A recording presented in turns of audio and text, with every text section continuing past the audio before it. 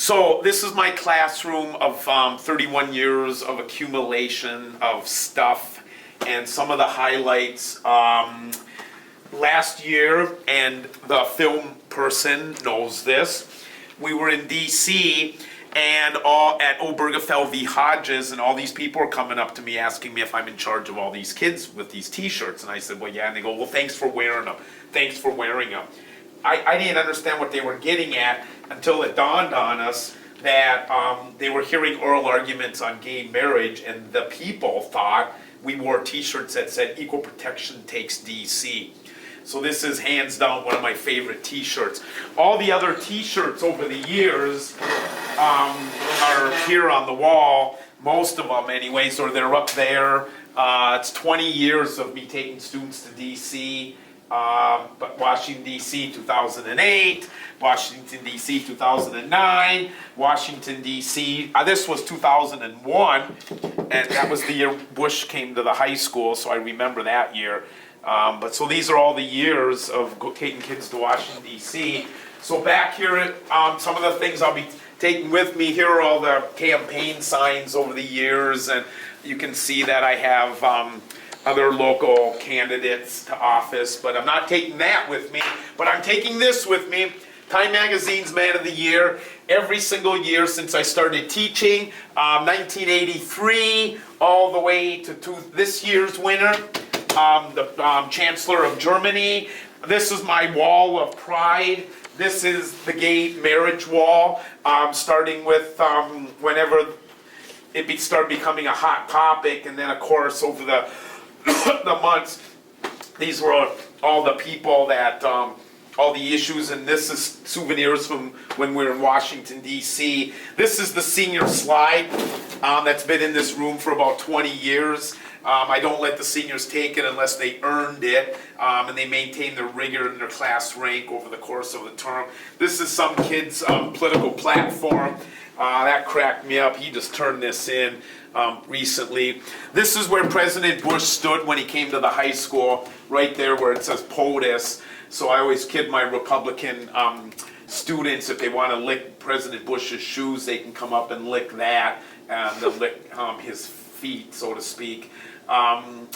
This was from you and I when we went to Washington, D.C., and we went where we weren't supposed to go. So that's my souvenir of that day, when we were, where the President of the United States in the bunker, where he hangs out.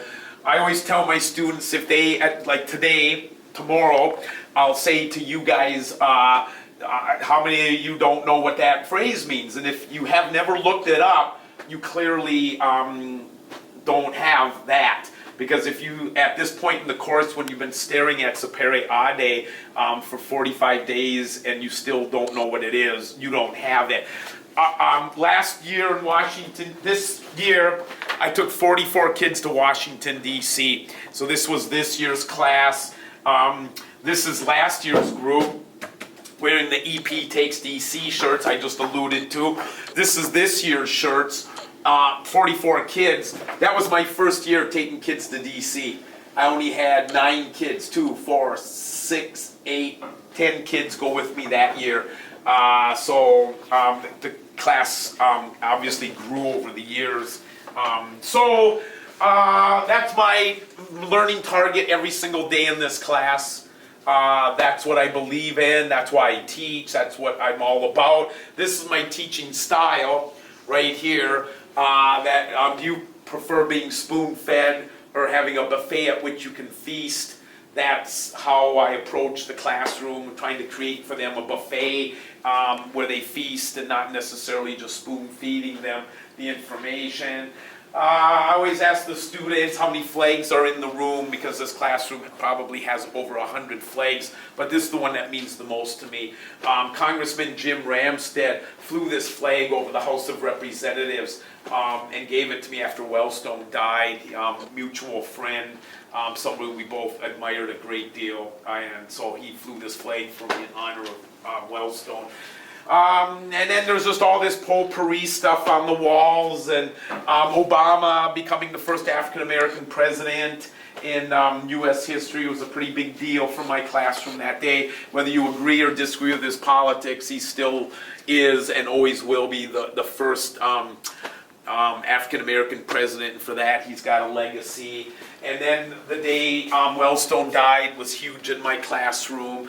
I'll never forget that because there's a great story involved with that day that I've been telling my students now for 15 years, all about making sure you never leave a loved one upset, because that's what I got out of that. And my Nelson Mandela area and 27 years in jail for what he believed in, and Rosa Parks knew that 20 years before.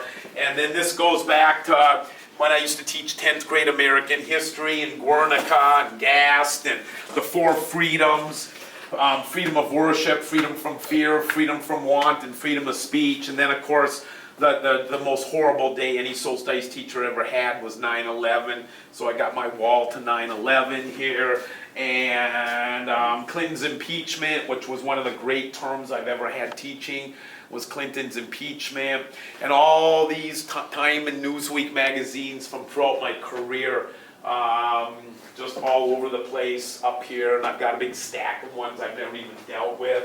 And the only thing besides that flag I'll be taking with me are the Bill of Rights, and page 4, page 3, page 2, page 1 of the U.S. Constitution, and then of course the Declaration of Independence. These have been on my classroom wall since 1987, and I want them on my wall in my office at home, reminding me of why I taught all those years for the Constitution. And I'll probably take this photograph of George Hamilton with me because it's the only known photograph, Alexander Hamilton. It's the only known photograph of Alexander Hamilton's name tags here with him without a shirt on. So it's the only photograph in existence of that.